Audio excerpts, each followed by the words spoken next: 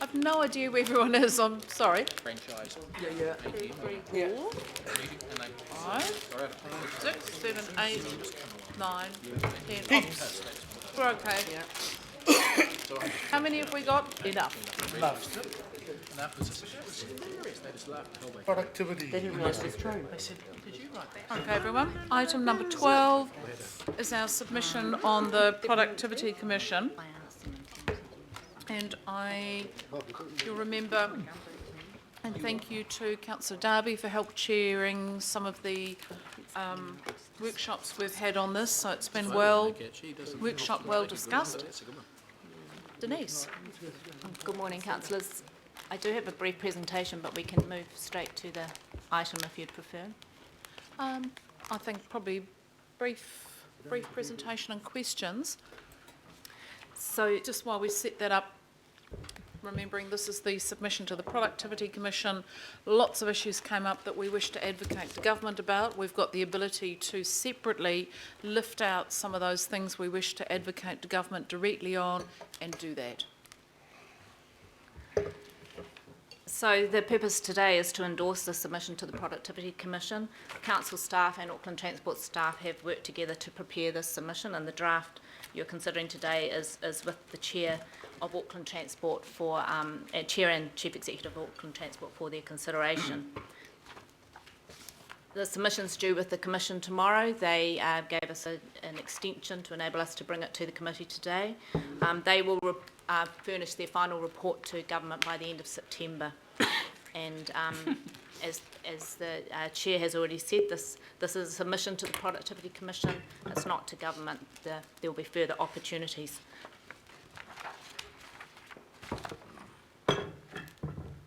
I'm not going to go through all of these in detail. We've covered these at the workshops. Just to recap, it's important to note that the terms of reference for the Productivity Commission inquiry is limited to land supply. In the draft report, the Commission acknowledges wider considerations in solving housing issue, in particular relating to infrastructure, than they did in the issues paper. And we argue through the submission that there are a wide range of factors that influence housing supply. So they were the key findings. I won't read through them all. And then just moving on to the key recommendations of the draft report. In general, at a high level, there were recommendations around greater central government involvement. There was a focus on integrating land use and infrastructure better. There are recommendations around increasing efficiency in decision making and consenting, and in reducing unnecessary regulation, and a lot of discussion around greater use of cost-benefit analysis. And they also put the case for establishing a Crown Urban Development Agency. And the final slide I've got is just the 3 key messages that we make in the submission. The strong partnership with central government, and we support a more integrated planning framework, but not all the elements of what is proposed in the report. We do not support the establishment of a central government urban development authority, but we do support working alongside government to achieve Development Auckland objectives. Planning system needs changes, so some of the things we cover in there, we support early engagement ahead of notification. We support greater focus on benefits analysis and regulatory policy development. We oppose limitations on the ability of local government to tailor planning rules to local issues. And the third key message is around infrastructure financing, so opportunities to address infrastructure financing through partnerships, and we support this.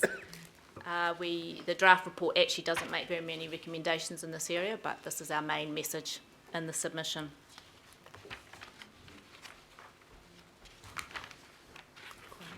Thank you. So, is there a mover and seconder for the Councillor Cooper, Councillor Cashmore? Thank you for that. And we can take questions if there are any. Councillor Lee. Madam Chair, I think the submission is missing an obvious point here, and there is an assumption in the submission that population growth equates to economic growth, equates to quality economic growth. and we all know that is not necessarily the case at all.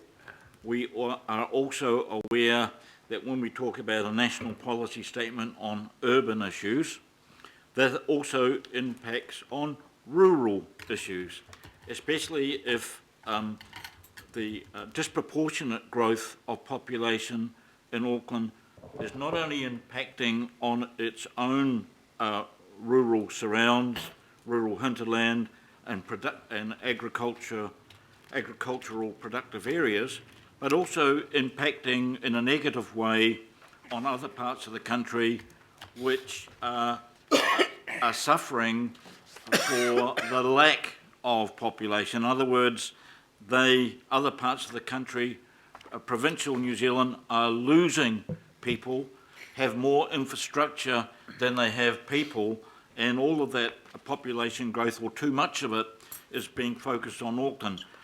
I don't see any, and even the Prime Minister has talked about this, I don't see any acknowledgement that the solution to Auckland's housing problem is also a national solution. That, as the Prime Minister is trying to do, there needs to be some form of incentivising people to move to provincial New Zealand, to move to the other centres of New Zealand and capitalise on the infrastructure that is there, because the fact of the matter is we are well behind the 8 ball with infrastructure, transport alone, and if we get the CRL, we'll still be behind the 8 ball, and we're playing a game we cannot lose. We're playing an infinite game. We're playing an infinite game here, not a finite game, a game that we cannot win, and that the cost of providing infrastructure for this population is going to go on, and if you think people are unhappy with rates increases right now, well, it's going to get worse if this situation goes on. So therefore, as the leading and most populous region in the country, we should be advocating the big picture, more a national solution, rather than just an Auckland solution, because that ain't no solution. There will not be an Auckland-only solution to this problem if we are serious. That's my problem with this submission. Thank you, Councillor Lee. Can we just check that within here we don't reference, because we're certainly doing work in other spheres like the Metro Mayor's work, the 8 cities work, where we are supporting exactly what you're calling for, Councillor Lee, which is a much more equitable distribution of growth and population around New Zealand. Have we not referenced that in here? We haven't referenced directly those what you've just mentioned there. We do reference the important role that Auckland plays in the national situation. There is the terms of reference for the inquiry. This is focused on high growth cities. So that's why the response is focused on that area and on using land for housing. Okay. Can I just check, if anyone's got any strong objections to us simply referencing that point quite rightly, that for the good of New Zealand Inc., work needs to be done in looking at how the load can be spread. And I think that's an advocacy point to government directly as part of this. Councillor Walker. Yeah, I really just want to speak further to the comments that Councillor Lee made. I agree with them completely. There's an implicit assumption that you can just add growth to Auckland and the marginal cost of that growth is going to be acceptable. I would suggest that the marginal cost of growth in Auckland is significant and escalating. The cost of bolting on additional transport, sewage, water in an incredibly geographically constrained area, hemmed in as it is by Three Harbours, is unlike many other cities on this planet. We're at a point where Auckland right now is suffering in terms of meeting those costs. We don't have adequate national support in terms of money, and I would suggest that even if we did, the costs over time are still going to be huge. there will be significant impacts on biodiversity, and I would suggest if we look at Auckland's carbon footprint as it goes and its sustainability, there are very real issues around the expansion of Auckland relative to accommodating that growth and that expansion elsewhere in New Zealand. And I agree with Mike that the government really needs to look at this on a much more global perspective. It applies also to looking at issues like ports in the larger framework rather than just ports of Auckland. So I take issue with some of the comments in here, particularly those that make the assumption that agglomeration and economic growth are sustainable. I don't think that we've got any information to actually support that. I hear that. Do you, Denise, or any of the team, do you want to comment on whether we make that point? I guess that's not quite how I read that. I may have read it slightly differently. I don't think we're advocating for, we're raising the issues that we need to be aware of, which reflect Councillor Walker's points quite clearly. Why don't I let you, do you want to just think on that?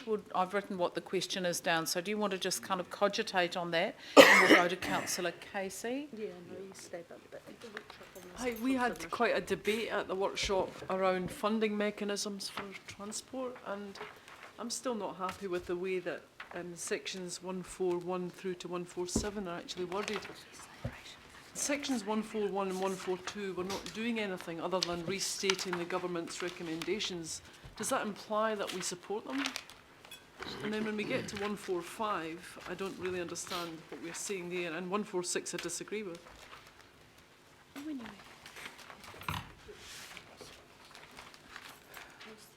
In the draft that went before the workshop, there was some comment about us supporting user charges, and I said that we'd never had that debate, and I see that's been removed, which is great, but it's kind of still a bit odd.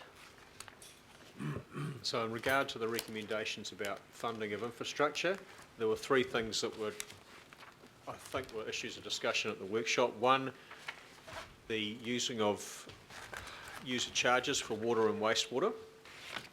And we'd had a statement that said that the council supported that. We've taken that statement out and just left it with the observation that that's what we've already got at present. Secondly, we've carried on the observation that the community and the council had supported the use of motorway charges, and that has been something that's come through in the decision making. We had bundled, I think we'd bundled road pricing, which would then cover other roads other than motorways in previously. That's not, obviously the council hasn't formed a view on whether there should be pricing of other roads, and accordingly we've been a bit clearer in our statements here to say that that's something that might be looked at rather than something that we support at this point. Thanks for that explanation, Andrew. That doesn't really still meet my requirements, and I'd like to ask my colleagues to look at that section on user charges. And I'll say again that 141 and 142 say nothing. They just restate the government's recommendations. It doesn't say whether we support them or not. And section 145, I'm not clear what the second sentence actually means. It doesn't relate to the first part of the sentence. Section 146, you've quoted only the Colmar-Brunton study and not the submissions, which were quite different, and also that we sent the Mayor off to Wellington. He wanted to go and talk about only motorway network charge, and as a council, we decided to send him off to Wellington to talk about all funding mechanisms. And this seems to have narrowed it back again to just the motorway network charge. But I raised all this at the workshop and thought we'd kind of made headway, and it's not fixed. So what you'd specifically like us to say is that there was also a discussion in the submissions, which I recall were favourable on some sort of payment mechanism. We can get those words exactly right, and we'll take them from a previous council report. And that the council supported, while we supported the motorway charge, there was also, a positive view for the other we'll fish out the actual resolutions from the meetings on those things and use that as the wording. And what about 141 and 142? So 141 is a statement of what the government has said. The response is then set out below that. So it's I think well, it's not just the an government, issue. the commission. I think it's just an issue with the numbering. The first two statements, 41 and 42, are simply stating what the recommendations are in the So why would we draft restate them? report. Why do we need to restate them? I guess for context around the comments that we make. But they know what we're relating to under user charges. Then we just start at 143, then amend 145 and 146. It was simply for clarity so that when the Commission is going through the submission, they are clear what we're referring to